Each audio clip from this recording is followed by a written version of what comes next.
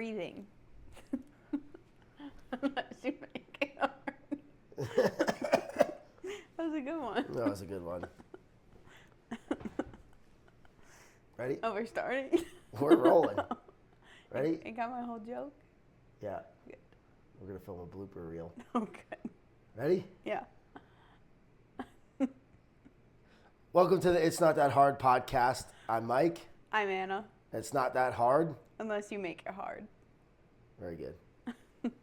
What's the first topic? We're talking about love languages. Love languages. Okay. What are they? How you can use them in a relationship. Mm-hmm. Enhance your communication. Mm-hmm. Help you better understand and see your partner. Okay. What are your thoughts? Love languages are important. Yeah. And understanding them Mm-hmm. and how to meet them as needs and how to fulfill them for your person. Mm-hmm. Not neglecting them. A lot of people neglect love languages, which I think is a big deal. Yeah. I think for me, the more important part is understanding your partners and like knowing like that's how they show love back to you. Mm-hmm. And just Because everyone because shows love in a different way. Yeah. Yeah. And just because it's not the same as yours doesn't mean that they're not showing it. And so Yeah. I think, I don't know, a huge just theme in our relationship and for me personally, like I like to remind myself like it's not always about me and like what exactly I do and what I want isn't always the right way. How you show love is your own way. And Yeah. so acknowledging that and knowing it and seeing you in that Yeah. is important. Yeah. Understanding Yeah. that how your person shows love and shows different love languages is important because that gives a better understanding. Yep. That your love language. Yeah. It is. Yeah, I know. I know it is. Being yourself is a love language. Yeah, it is. Okay. It is. Okay. How do I meet your love language needs?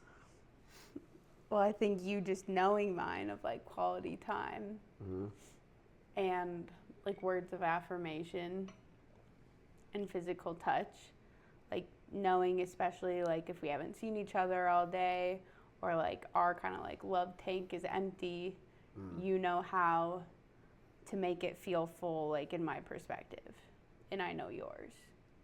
Because like doing your love language, which might just be like sitting next to each other, watching a movie, just like being in each other's presence is important, and it feels like your love tank, but I need different things and we both need different things. And so I think just taking the time to be intentional of like, what does my partner need? Yeah. To fill their love tank and how they perceive that. But taking that back and forth to make sure both people feel that and it's perceived in that way too. Like not just, I know yours, so I'm going to do that and that's good enough. It's like really seeing and understanding your partner and knowing what they need to feel like fulfilled and loved in that relationship. Yeah. What's your take on if I had a long day, my tank is empty, but your love languages need to be met, or vice versa? What's your... My take on that? Yeah. I think it's different. I mean, personally, you know me, I've always been like a people pleaser. And so my like first instinct is always to like put my own needs aside and make sure your needs are being met. But I think through our relationship, I've learned like that doesn't have to happen, where like my needs are always just kind of pushed to the side or pushed down or whatever. Yep. And so I think we've gotten really good at like just communicating of this is what I need. What do you need? Okay, let's like come together and either come up with a plan that meets both of those needs, or like spend a little time doing what you want to do, like sitting down, having dinner, talking, and then moving to go like watch a movie and just be next to each other. Yep. So I think it's more just about like communicating, like what do you need in this moment, and coming up with a plan that meets both of those needs. Yeah. It's not that hard. It's not that hard. It's not that hard. It's not that hard. That reminded me of Jordan and Sparkle Megan. Yeah. Because they didn't do that. No. I love them. Yeah. But they didn't do that.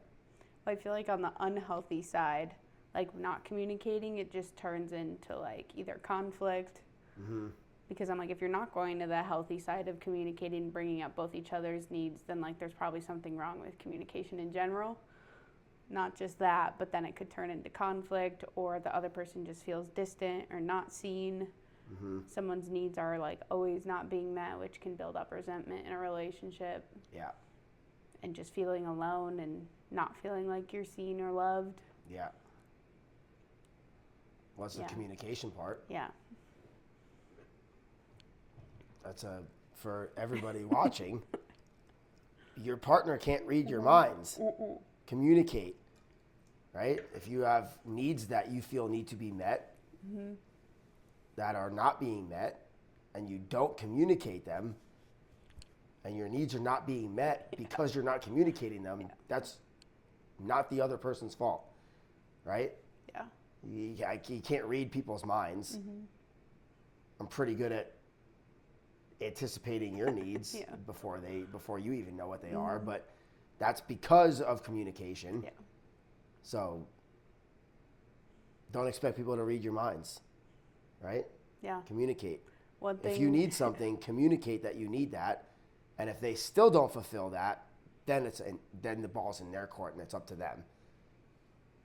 One thing I remember so vividly, I think it was like probably in December last year, like a month in to our relationship. Do you remember taking the like love languages test together?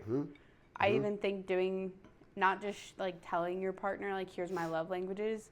I think taking the test, even if you've done it before in the past in other relationships or alone or whatever, doing that test like together in the same room. And I remember like held my phone and was asking you the questions out loud. Yep. I feel like that was super valuable because it gave you a bunch of scenarios of like, when would you feel the most love after whatever scenario? And then I was able to like hear your answers to that.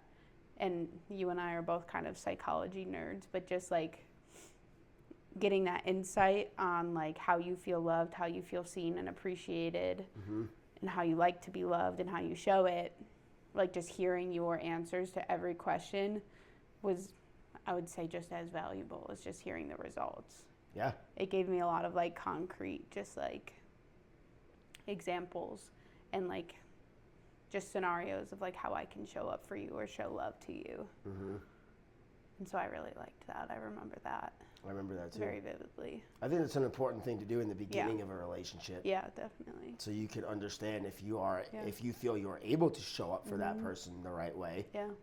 And if you're not. And I think that's important. Yeah.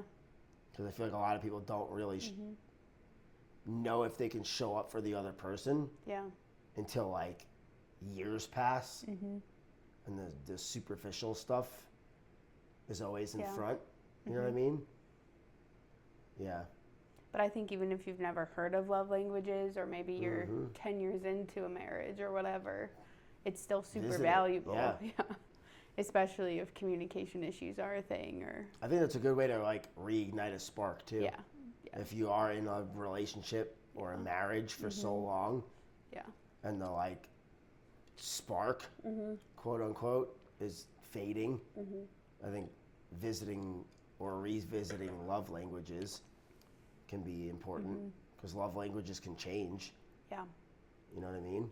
My love languages when we first started dating might not be the same 10 years from now. Yeah. So it might be different. I might require different love languages 10 years from now than I do right now. Yeah. Share your advice for girls on love or languages women or whatever. I don't know.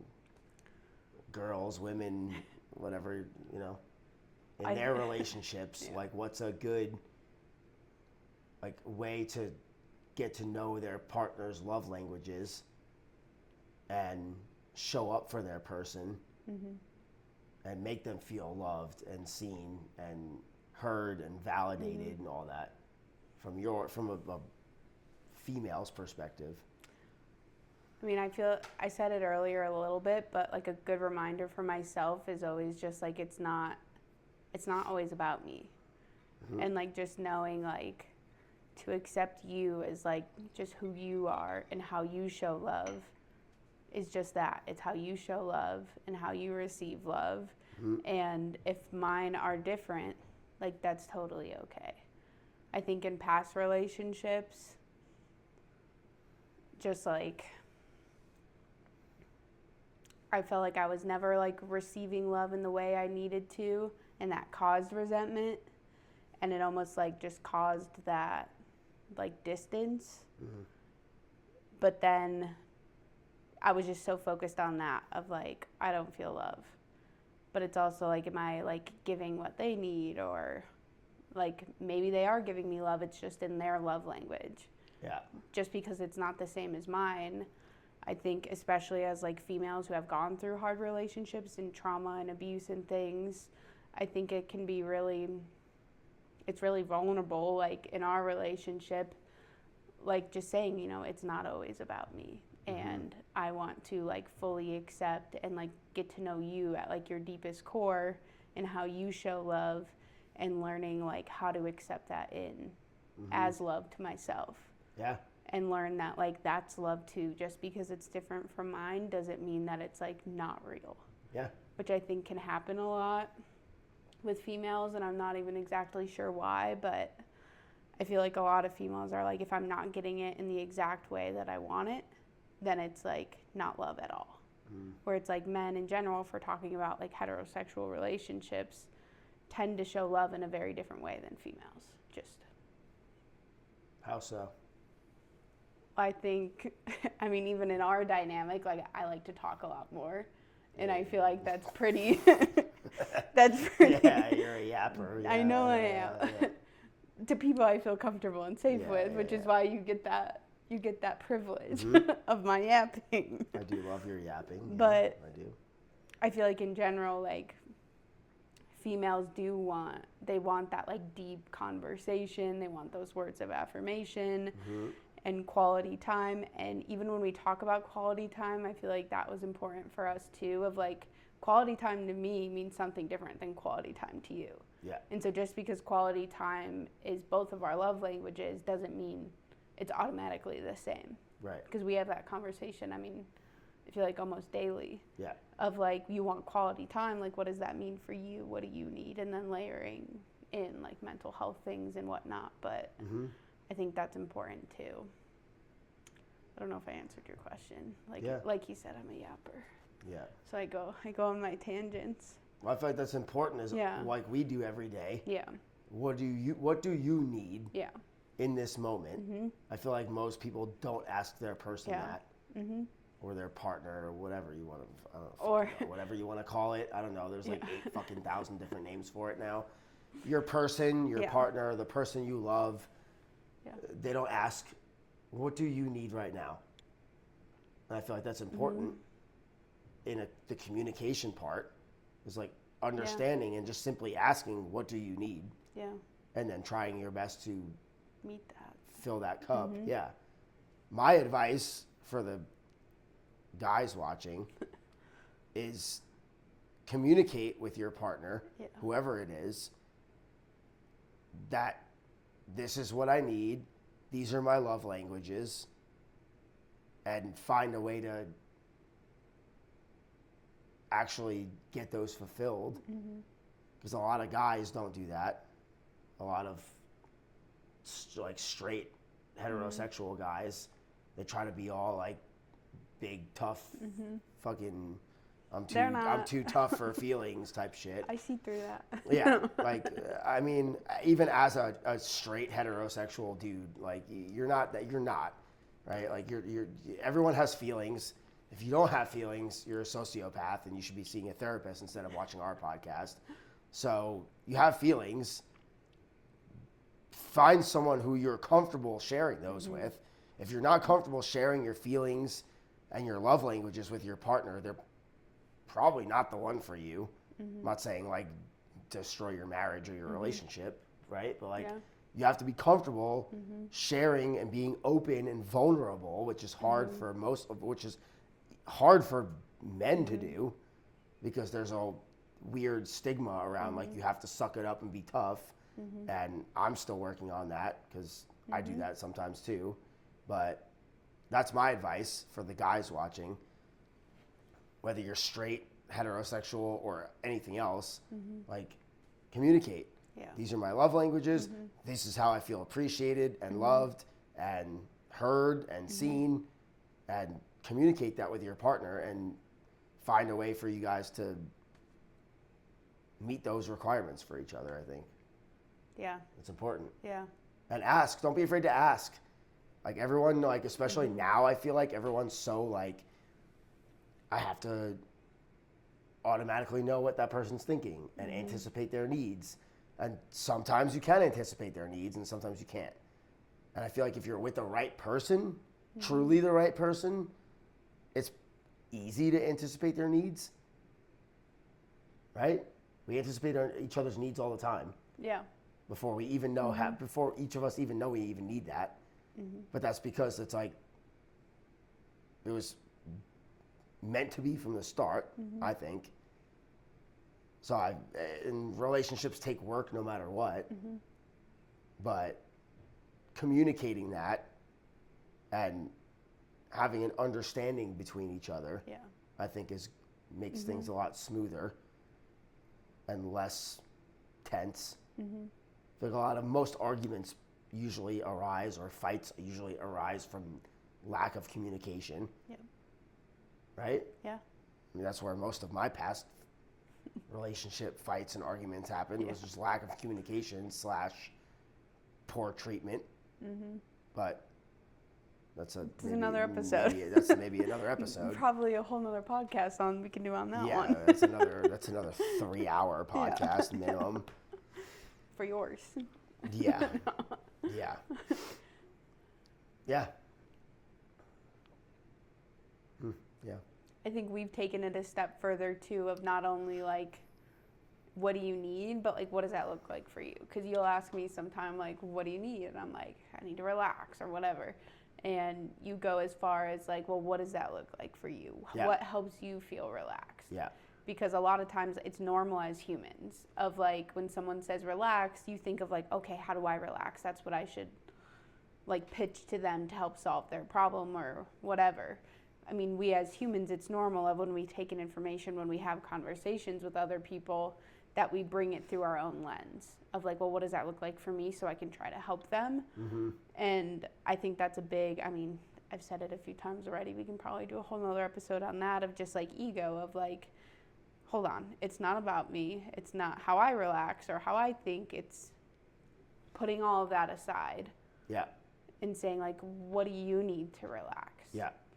And so I think that's been, I mean, a huge thing for us. And I feel like it could be important because if that communication does happen, and I feel like that happens a lot too in relationships where it's like, well, that's not what I meant. And so that other layer of communication of like, well, what does that look like for you? Or what would be your ideal night for relaxing? Like, make it fun. Like, well, I feel like that's goes both ways. Definitely. I think you should be slightly selfish. Yeah. And not always putting people first, which again, I'm still trying to work on. And honestly, I still kind of fucking suck at it, but I'm getting way better at it. But like, even if I'm having a bad mental health day and I see you are too, I do put myself aside to make sure that you feel better. But I feel like it's different because I've done that in the past, but for different reasons. Yeah. Which I feel like I've challenged that a little bit. Yeah. Like I'll push back and be like your mental health matters too. Your needs matter. Right. So how can we meet both of them? Right, but my point is if if you actually really love and care about the person and you think that they are your person, it's, for me at least, it's effortless to put my shit aside because my priority is to make you feel better. Yeah. And that's where I think it's important to understand the difference between doing it because you love someone and they are your priority, or doing it because you're almost like manipulated to. Yeah. Because I feel like if you're manipulated to put your own shit aside to make the other person feel better through manipulation, that's where resentment starts to happen. It's also not love. And that's where the people 10, 15 years into a marriage go, I never matter. It's always about you. Yeah. But if you do it because you actually love and care and it's genuine, then there's no resentment. Yeah. Like, I'm happy to put my own shit aside to make you feel better. Yeah. There's never any, even a little bit of resentment because I'm doing it for a different reason. Not because you're manipulating me into putting you first. Yeah. Which we've both been through. Yeah. It reminds me, good segue, our tarot card reader. Fuck yeah. Do you remember when that was one of the things what was her name? Delaney. Delaney? Spirit Ways. Delaney, shout out to Delaney at Spirit Ways in Denver. Highly recommend. Highly recommend. I was personal, relationship, anything. Yeah. I personally was slightly skeptical going in, but you told me to be open. Yep. Because it works better if you're open. Yep.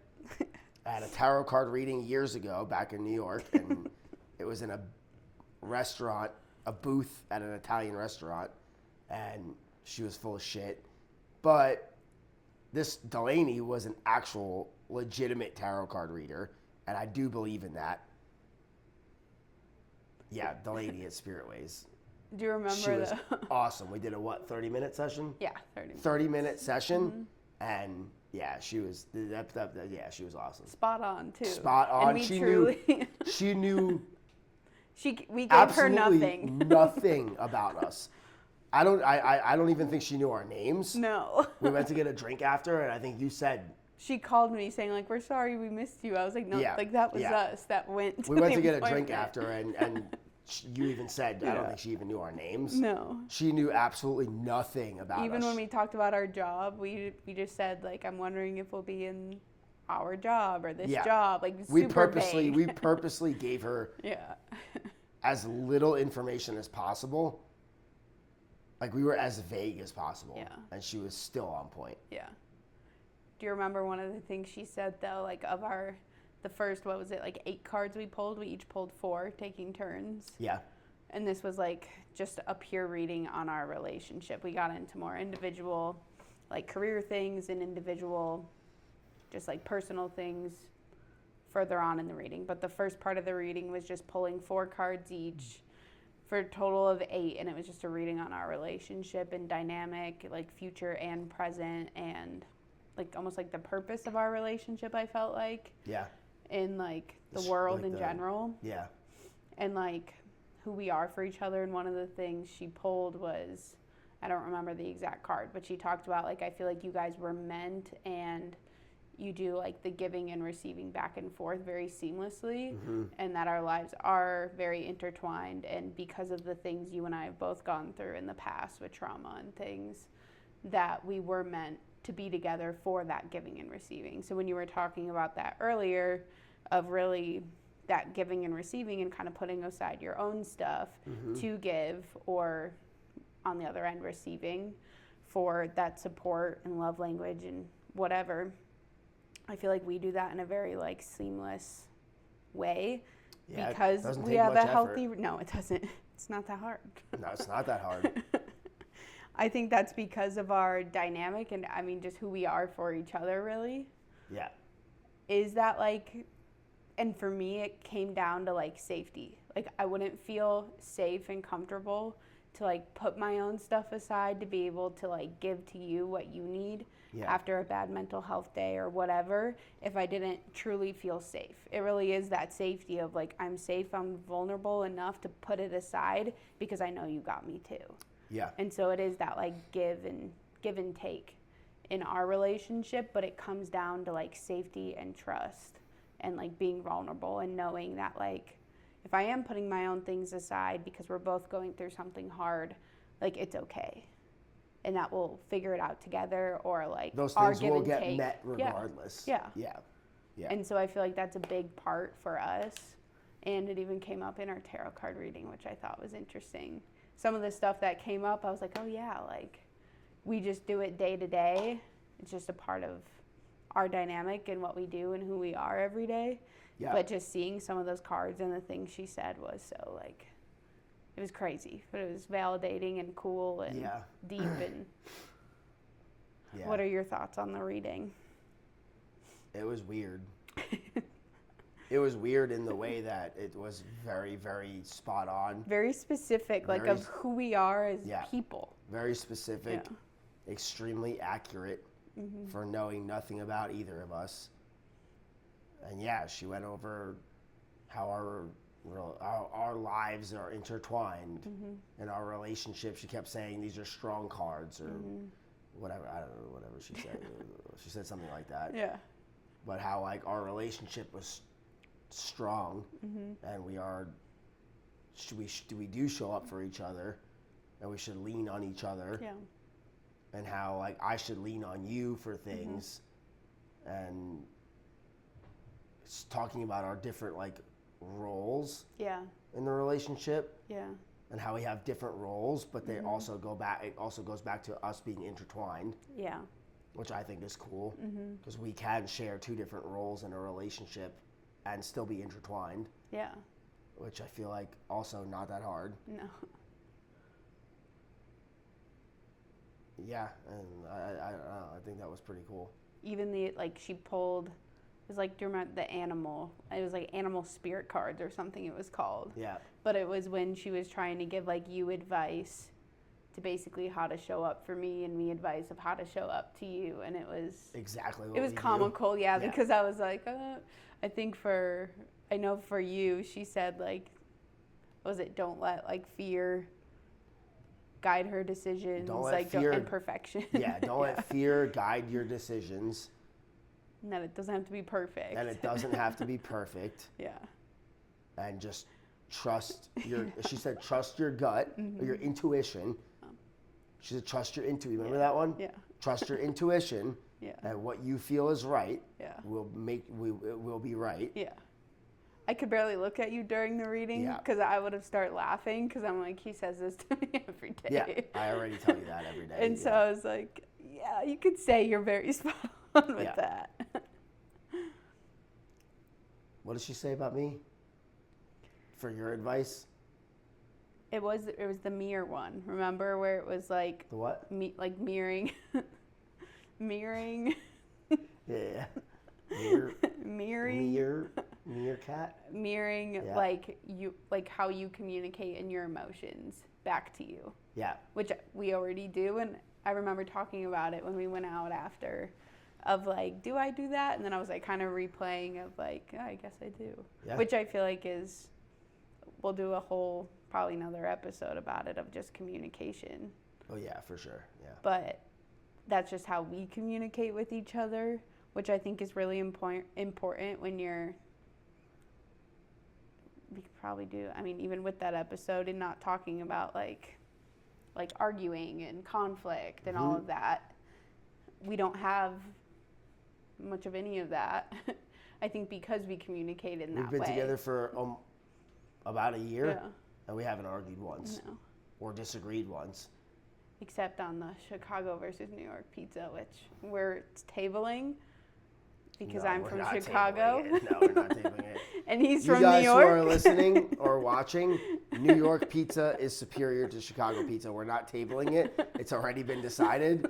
New York pizza is better than Chicago pizza. We've decided that we can't make a full decision until I've been to New York and he's been to Chicago. You know what we have agreed on, though? And I think most of you, if you're from a city with actually good pizza. That was probably loud in the microphone. But what we have agreed on is Colorado pizza is absolute shit. So. And when they call it New York style pizza in Colorado. Yeah, don't call it. If you're watching and you're a pizzeria owner in Colorado and you're not from New York, don't call it New York pizza, please. My mom swears it's the water. Like she thinks Chicago well water. Yeah. They don't have that in Colorado, so that's why the Chicago pizza doesn't taste good here. It's the same reason New York bagels are better than everywhere else. It's the water. Yeah. That's the water. So yeah, that's fine. We'll table it for now. But what we do agree on is that Colorado pizza is dog shit. So. But back to our communication. Of not. Yeah.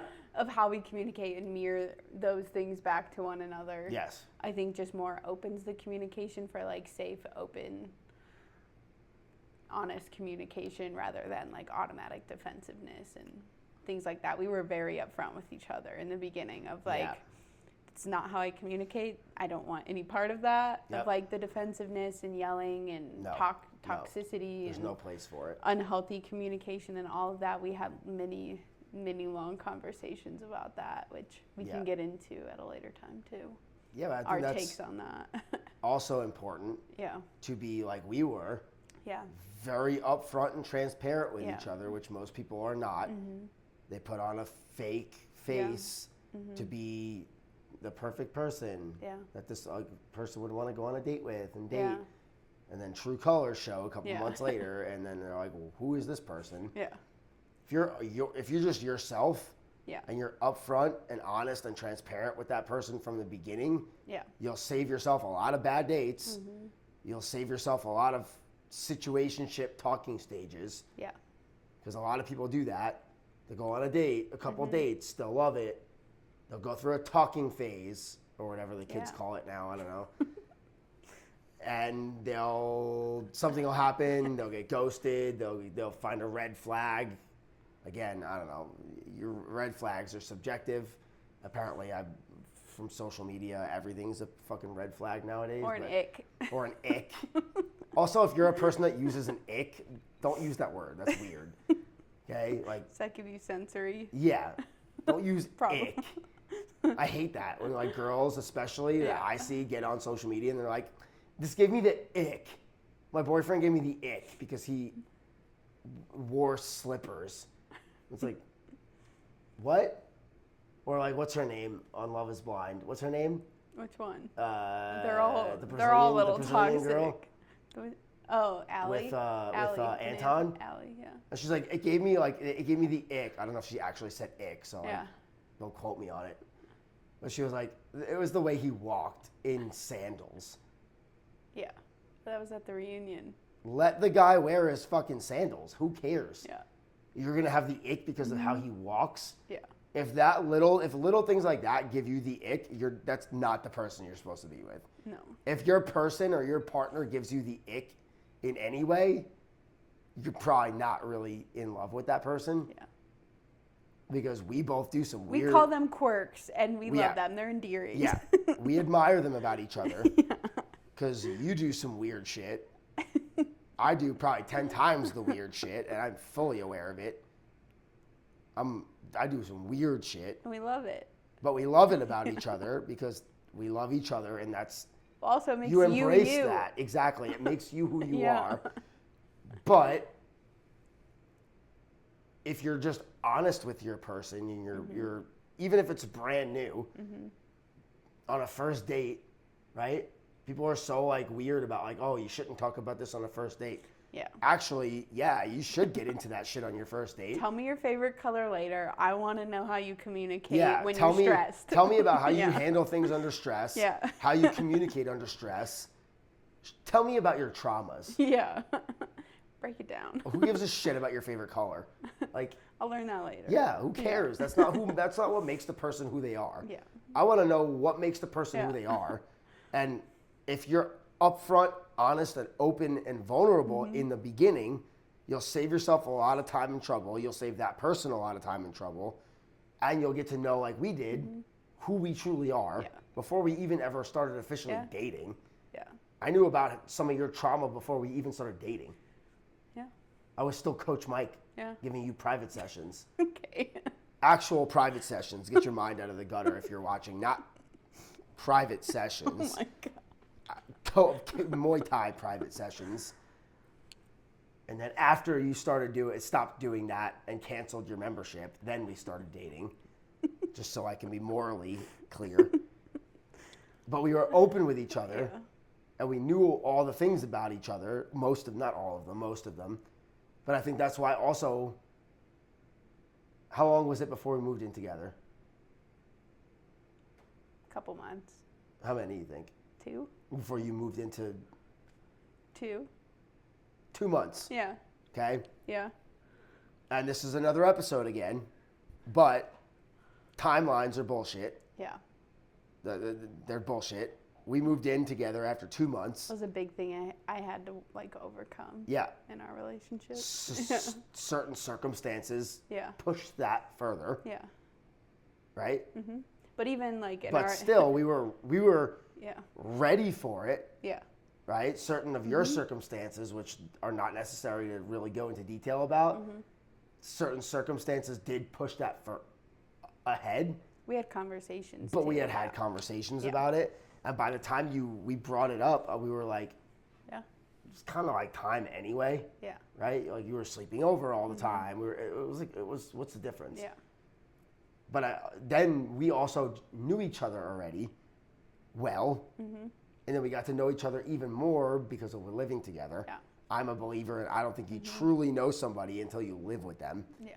Their habits, their cleanliness or lack of, their weird quirks, if they talk in their sleep, if they snore. Well, and also like, are you compatible like in the in-between moments? Yeah. Because before you move in together, it's all just dates and it's fun and it's exciting and you get ready for an hour and then go on a super fun date. Yeah. And maybe you sleep over and you go home, but like on all the in-between moments and like just learning, like, do they need their alone time and their space? Like that was a lot of like learning that dynamic too. Yeah. But I remember in the beginning of our relationship, I always asked you, and even like throughout even this whole past year, like I am a huge believer in, and I don't know if this is a hot take, but I think you should talk about past relationships. 100%. On the first date, sure, I don't care. Why not? But I think within the first month, you should bring up, like, I want to know all your past relationships. Yeah. Because for no other reason than like it helps me understand you. And like what you've been through, and when you tell me like this is what I want in a relationship, it's because of those past experiences. But I think that also takes like I'm very secure in myself and what I bring and in our connection and in our relationship. And so I think that's why some people don't like talking about past relationships all the time. I think it comes down to like maybe you're not secure, maybe you've been hurt in the past, which both of you and I have been. But I think it's vulnerable too. You and I were both at a spot before our relationship of like, exactly, like we don't want to do the situationship, surface level things. This is exactly who I am. This is what I've been through. This is what I want. Take it or leave it. Yep. And I'm happy being alone for the rest of my life. If you're not the right person for me, then it's like you just have to be okay with that. Yep. And so like us sitting down and learning everything about our past relationships of one another, like it wasn't scary. It wasn't like there was no like jealousy or competition or comparison or any of that. It was like, to me, it was so interesting. Yeah. Because one, I love psychology. So it's just like hearing like how you were treated, how you perceived all these things, how like it affected you, and how it literally shaped the way you look at love and you look at relationships, and how does that intertwine with how you were raised and parents and all the complexities of that. Like I think is super interesting, but it also gives you so much insight on who your other person is. And so it's like I'm also not naive in that at our age, obviously you've dated people. So it's like, let's talk about it. Like, I don't know, you and I are both there's no topic that's off the table from a very early on. Yeah, that's how it should be. Yeah. Because we got all that stuff out of the way in Yeah. the beginning, Yeah. and then we got to truly be able to learn each other. In the meaning. In the beninging. In the beninging. This is what happens when he shows me TikToks. Now they're stuck in my head because I don't have TikTok. Our algorithms are very different. Yeah. But I think that's important to do in the beninging because you get it out of the way. Yeah. You understand each other, and if you know what your person's past was, and triggers and trauma and everything, I think you can show up for them better and try to be better for them. Yeah. Which usually makes you better because you know what they've been through and you want to try to be the opposite of that. Yeah. As long as it's genuine and you're not gaslighting them and putting on a facade. Yeah. Right?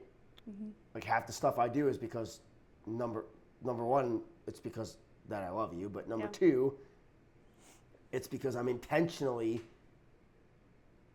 trying to do the opposite of your past. Yeah.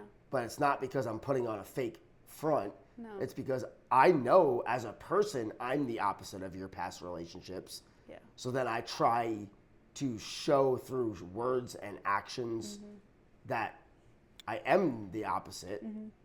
And here's how I show it. Yeah. You know what I mean? Which has been very healing. Because if you fake it, it's going to come out sooner or later. Oh, yeah. You're not going to be able to keep that mask on forever. It's and why would you want to? It's exhausting. Yeah. It's if you don't love that person and you know you're not the opposite of their past, you're going to burn yourself out trying to fake it. And it's exhausting trying to be someone you're not, which again is a whole nother episode, but trying to be someone you're not to please somebody else is not the way. And it's not going to last more than a couple months before you're burnt out and you're losing your identity. Yeah. And you're eventually going to crash out. And nobody wants that. So. No. I feel like that's one thing I learned a lot, like just growing up through relationships and things and becoming an adult with a kid heart, but we're going to do a whole episode on dating single parents and becoming step parents, by the way. Yeah, that'll be fun. We got a lot of hot takes on that one. Yeah. But I think one, and this would be a huge piece of advice I would give, especially to females, because I feel like a lot of my friends growing up dealt with this too, and into adulthood and throughout college and whatnot, but just like knowing what you can control. Like I would spend so much time and energy, which I feel like could be another episode of like just how you give your energy and your boundaries and all of that. But I gave so much energy in like just trying to like force someone to like me.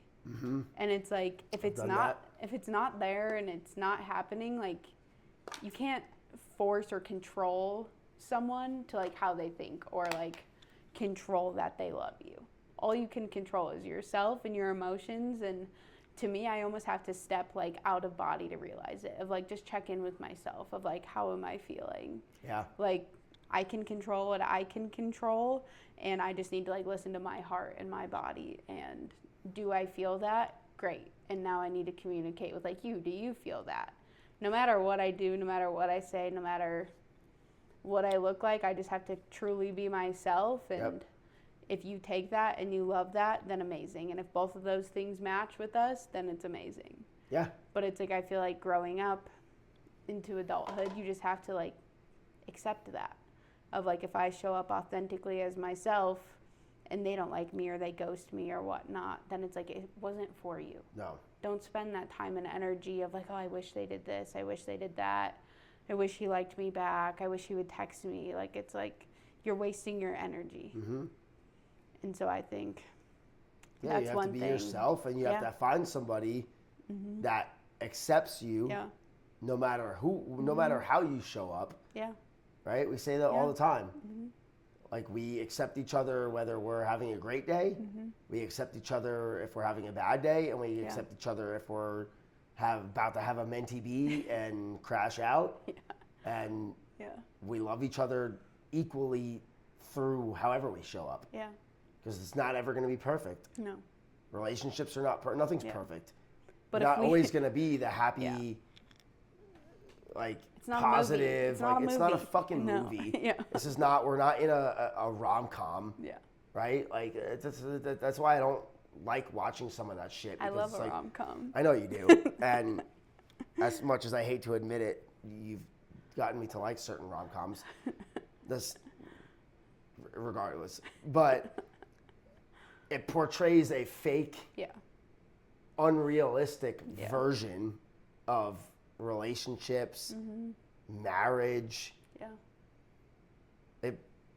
It's like almost like, most of them are almost like toxic. Yeah. Because then people watch that and they're like, well, oh, I wish I could have that. And it's Yeah. like, that doesn't exist. No.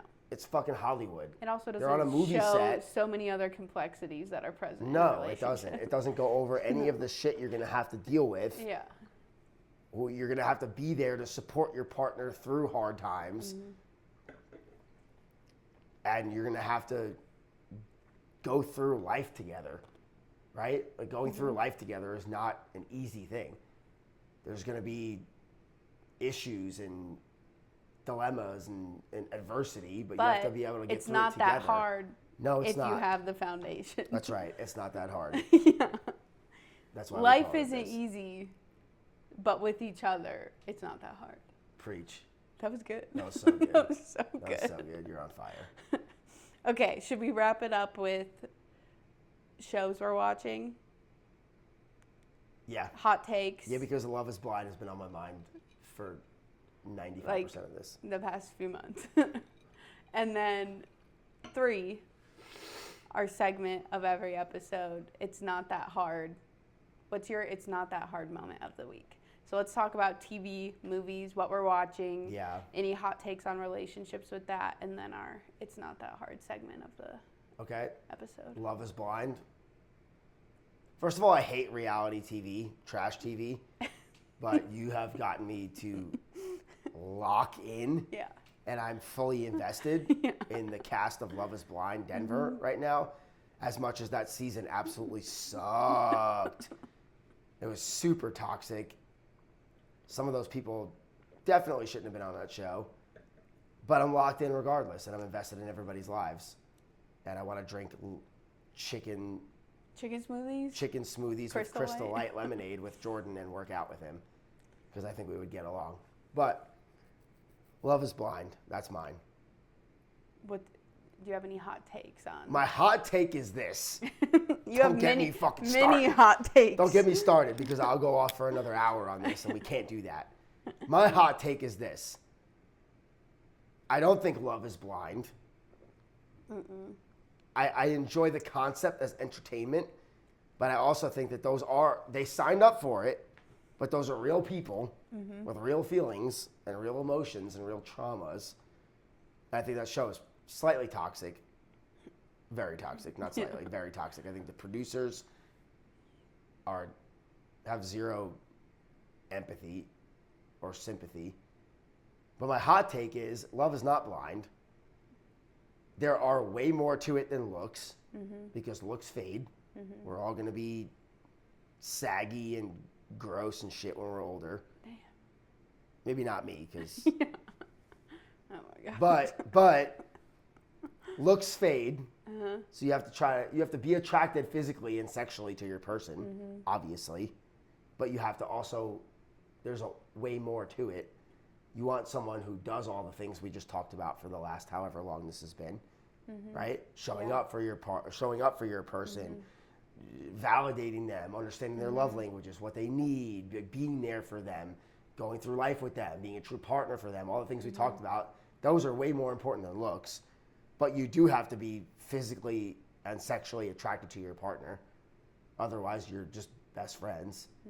You can be best friends. We're best friends. Yeah. And we're in love. But then you turn out to be just best friends because you don't want to have sex with your person because you think they're ugly. No.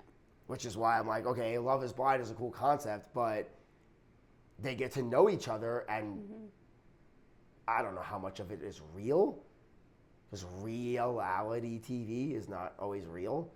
But they say they fall in love with that person for who they are, which I do think is possible, to fall in love with who someone is through a wall. Yeah.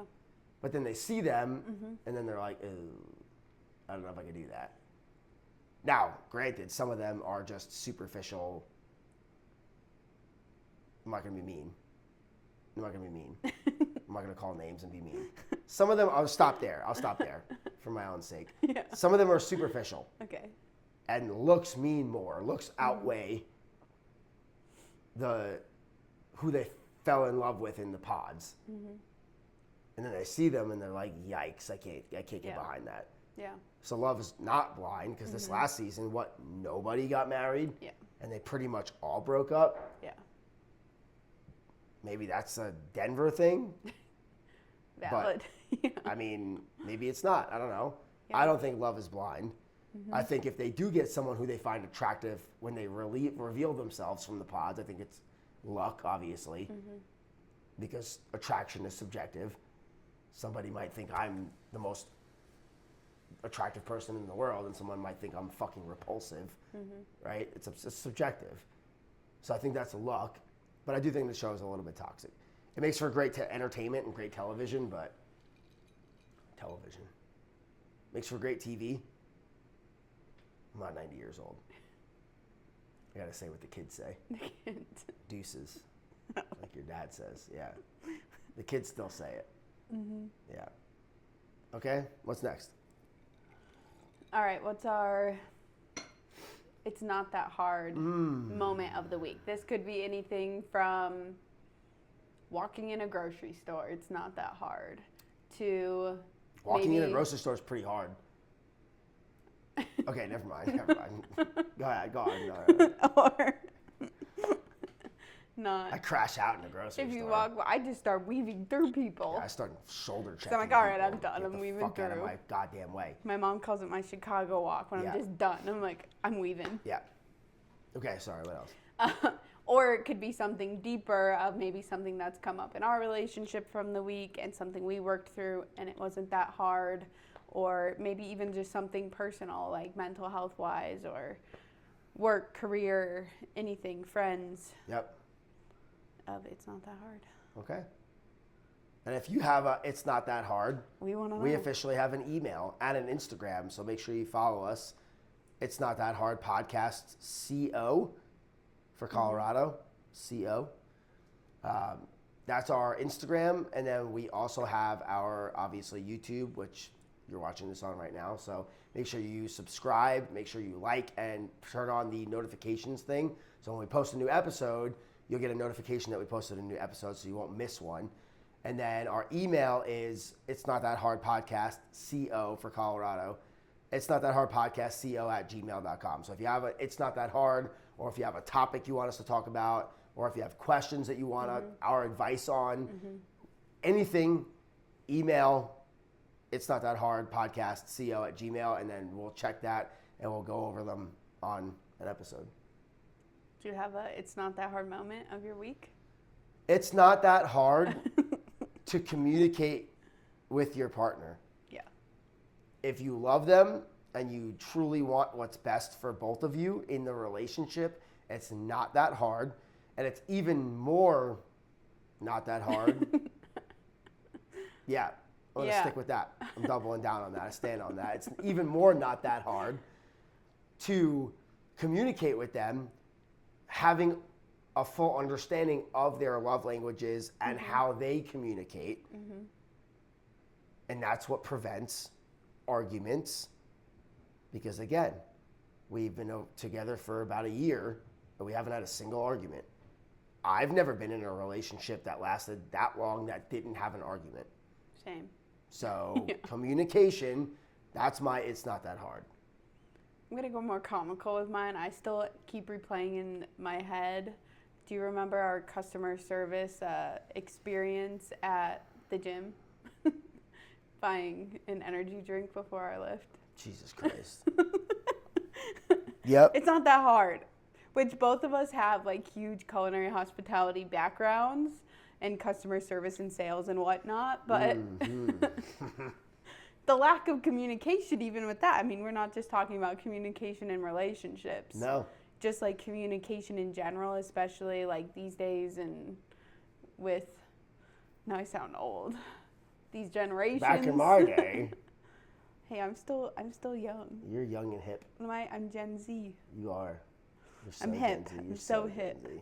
Got my UGG slippers on. Yeah, you're Gen Z. But just communicating in general of when you're having that transaction, whether it be with hospitality or food service or at the gym check-in. Yeah. And I remember just scanning or giving him the energy drink to scan, and he just said nothing. He literally sat. Yeah. He stood behind the desk. Yeah. And just stared at the computer, like wouldn't look up. Like this. No, but like down. Yeah. And I stood And there we were like, with are my we debit good? card, Are we like good ready. to go? Did we purchase this? Did this transaction get Yeah. approved? Are we good to walk away? Yeah. He didn't say a single word, and we were like, Well, and usually I'm super polite because we've been on the other end of like being that Yes, cashier always, or whatnot. yes. And so it's like usually. I didn't actually say that to him. Yeah. Usually I'll wait to like swipe my debit card or whatever until they say the total, because if they're mid ringing up a couple things, and I think we got water in that. If you're like mid ringing up, you shouldn't like swipe your card yet or whatever, how their system works. Yes. And so I was like kind of just standing there waiting, and he never said anything. And then after it was quite a while, I was like, I'm just gonna swipe my debit card, and then nothing. We were just kind of guessing at that point. Still nothing. If we were good, and I think we did finally ask, like, oh, are we okay to go? Thank you. But like not one verbal word. Not a single word. No. Not a single word was spoken. No. It was crazy. And it's not usually typical. Usually the customer service there is pretty good. Yes. Oh, It's amazing. Yeah, they Very are. hospitable. But Yeah, they are I good. was like, dang, it's not that hard to It's just not like that look hard. at someone, smile, how are you doing? Your total, like I would have even gone for like, hey, your total's $10. Like, sweet. Yeah. Now I know to proceed. Yeah. Or like, you're good. Have a good workout. Easy. Yeah. Easy. Hospitality. That could be a whole nother episode. I don't know how much that's with relationships, but you and I both have a lot of feelings about that. It still applies. Hospitality, it's not that hard. It's not that hard. No. I think there's a crossover there I think so too. between relationships and hospitality. Mm-hmm. Anticipating needs, like you talked about. Yeah, I think so too. You're in a people business. How you make people feel matters. That's what hospitality's about. That's what relationships are about. There we go. Fucking A. Maybe that's why it's not so hard. We both have Yeah. hospitality backgrounds too. Yeah, that's true. A lot of aligning on things. You have anything else you want to say? Let's go watch reality TV. We're going to watch reality TV because we're locked in. Yeah. Remember, subscribe to YouTube, follow on Instagram. We will be making, by the time this comes out, we'll have a TikTok, so follow our TikTok. It's Not That Hard Podcast, CO. And if you have anything you want to say, like I said before, just email It's Not That Hard Podcast, CO@gmail.com. And we'll try to put out an episode a week, maybe 2 a week, depending. But that was our We first have a lot episode. of hot takes. So. We have a lot to say, so buckle up. Yeah.